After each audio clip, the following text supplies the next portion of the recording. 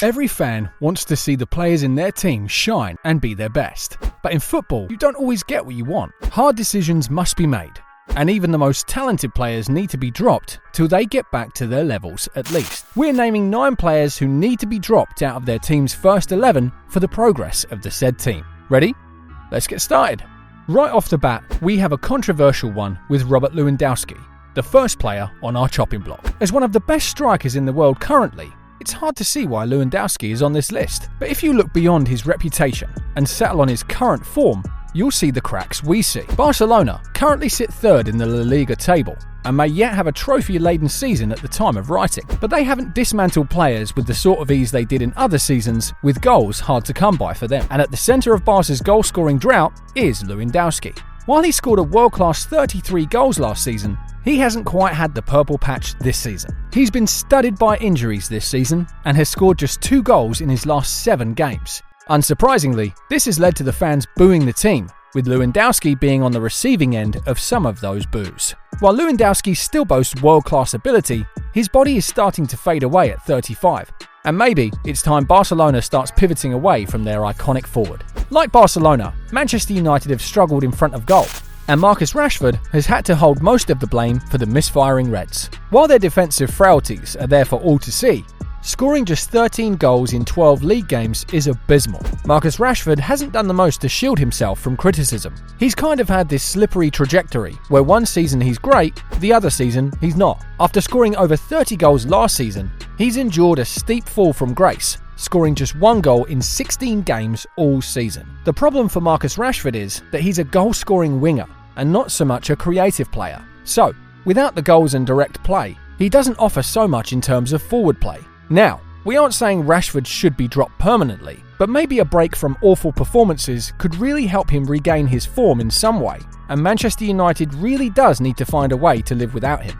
Seeing his record from the previous season, there's always a good chance Rashford will find his way back. Considering how poorly Manchester United is doing, you could pick any player in their starting 11 and have a reason for them being dropped. But above all the underwhelming players, Antony stands tall for 2 reasons. First is his insane €86 million price tag. We know no player sets his price tag, but I mean, Antony is no €80 million player. That aside, the Brazilian does not have any desirable trait. After joining United from Ajax for a record transfer fee, Antony has struggled to blend in, lacking the pace, physicality and grit the Premier League requires. Even his technicality has been called into question, with his right foot literally non-existent. This season though, Antony has gotten worse.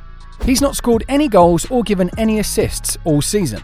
His shots per 90 have dropped, his key passes have dropped, and his expected goals have dropped even further.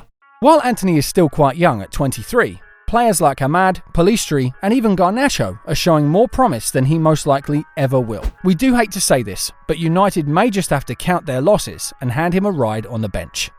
Like Antony, Diogo Jota does not present any strength to earn him a place on Liverpool's starting lineup. The left winger, for all it's worth, does have a respectable 54 goal contributions in 147 Liverpool games. He does quite well as an impact sub, but without the goals, Jota does not really offer so much. Considering he's had 7 goals and 0 assists in 14 games, he is not exactly setting the world on fire, and he offers almost no creative value. Add that to the fact that most of his goals have come from where Liverpool were in relatively comfortable positions, and you'll quickly find out why he doesn't quite deserve a place in the starting lineup. Liverpool will arguably be better off working with a lineup of Salah, Darwin Núñez and Luis Diaz, all of whom have specific strengths.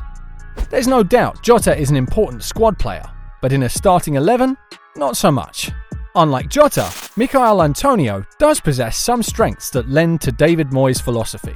His pace, physicality, ability to link up play, and work rate play well into West Ham's counter-attacking DNA. Thanks to these qualities, Antonio has outlasted players like Haller, Scamacca, Danny Ings, and Maxwell Cornet, all of whom were expected to lead West Ham's forward line. Each time these players slack, Antonio was always present to slug it out for West Ham.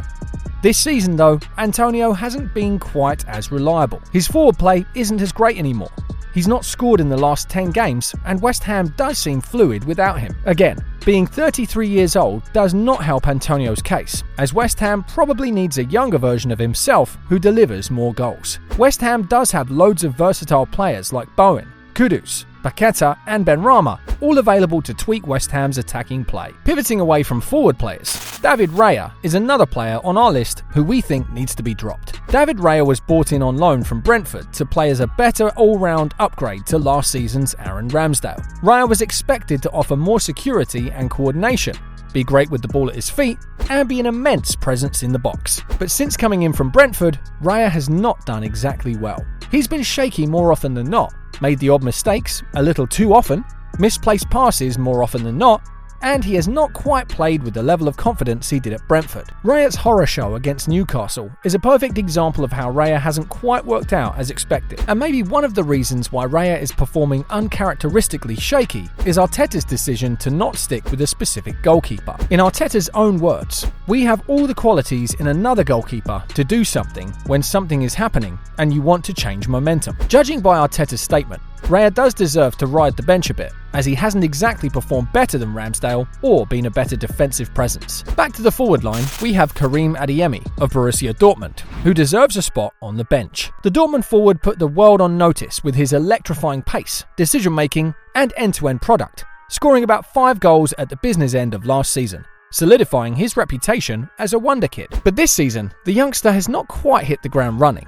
He has yet to score in over 500 minutes of football and has not quite shown the decisiveness he did last season.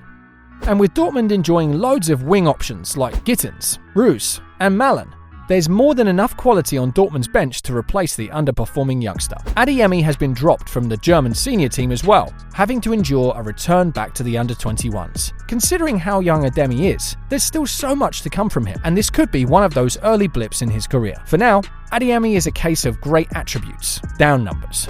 Till he gets his numbers up, Adeyemi may have to make do with a place on the bench. Jeffrey Schlupp is another player who we think deserves a spot on the Crystal Palace bench. At 30 now, Schlupp is quite unlikely to get better than the utility player he currently is. After joining Palace in 2017, Schlupp has pretty much played every position possible, making over 180 Premier League appearances in the process and has not been a world beater in any one. He plays right wing for Palace during a nightmare injury crisis, and he has not done particularly well in that role. While it is important to have a utility player like Schlupp in a team, especially during an injury crisis, he's certainly not expected to be in Palace's lineup when everyone is fit and ready. Since we started our list with a veteran, it's only right to end with one. Thiago Silva is the final player on our list, and unlike the players we've seen on this list, Silva is not on the list by way of awful performances. While he started the season quite poorly, he slowly worked his way back to great performances. And despite being great for Chelsea, the 38-year-old is starting to show signs of a fading player. He's a little behind the pace, he's not quite as physical as he once was, and he's having to rely on his anticipation so much often these days. Chelsea has quite a large squad, with players like Badiashile, Fofana, and Colwill all waiting in the reins and needing integration into the team. Silva's time at Chelsea is coming to an inevitable end, and it is probably time for Chelsea to commence building another long-term defensive partnership. Some moments on the bench are certainly a step towards building that partnership for Chelsea. So guys, those are 9 players your club needs to drop. What do you guys think of the list? Are there players you think are undroppable on this list? Let us know your picks in the comments below. While you do that, check out 5 of Manchester United's biggest problems in this video. If you enjoyed this video, do give it a thumbs up and subscribe if you haven't. As always, thanks for watching. We'll catch you next time. Bye.